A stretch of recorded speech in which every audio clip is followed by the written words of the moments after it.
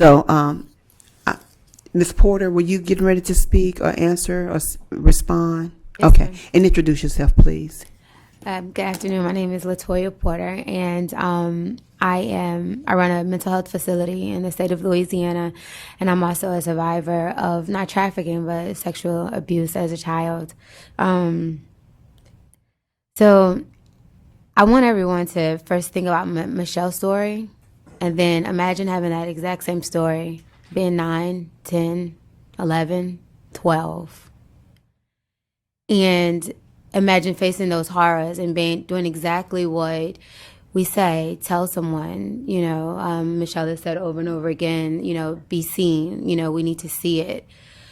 I think for me, sitting in this seat causes so much emotion for me because even though I'm not a survivor of sex trafficking, it has fell directly in my lap just recently through my work. And in doing so, we have done everything that we were supposed to do with trying to connect resources, trying to get help, trying to get law enforcement involved. And even with those things, our victims, now plural, were not heard. They were not seen. We talk about safe places. We talk about mandated reporting. Those things are all great. That's what we should be doing. That's what should happen. And it kind of brings up emotion for me because I was that kid as a person that was sexually abused that said something, that spoke out, that asked for help. And that fell through the cracks. And so I think what Senator Barrow and Senator Jackson spoke on in implementation is very important. And I think that's the greatest barrier of what we see happening right now.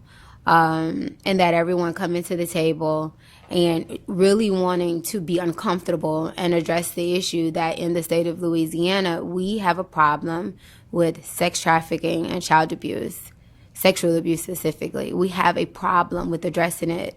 We have a problem with being preventive, with hearing our children. For me, this has been a devastating experience because you are dealing with a child who is saying, this happened to me in my home by my parent. And are people associated with my parent. And no matter how many times you speak out, how many reports you filed, how many times you go to law enforcement, it takes forever to get something done. In my work, I kind of went through that process of finding purpose in my pain by doing this work. And in doing so, we are always faced with, I think Senator Barrow, Senator Jackson say, well, where do they go? Where do they go? When you cry out, when you report, when you say, I need help, then what? And one of the things that I've seen is it becomes almost a hopeless situation because many times they're going right back home with that same monster. And that's how it was in my case. And I'm 31 years removed from the last time I was sexually abused. And I said something. They won. They won, my teachers, to law enforcement.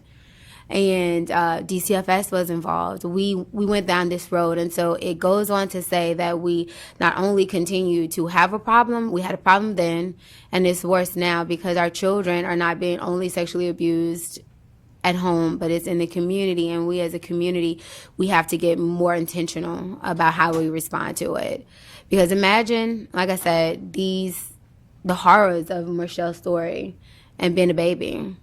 You're 9 years old, you're 10 years old, and the person that is challenged with protecting you is selling you. And you say something. You say, help me, to everybody that will listen. And then nothing is done.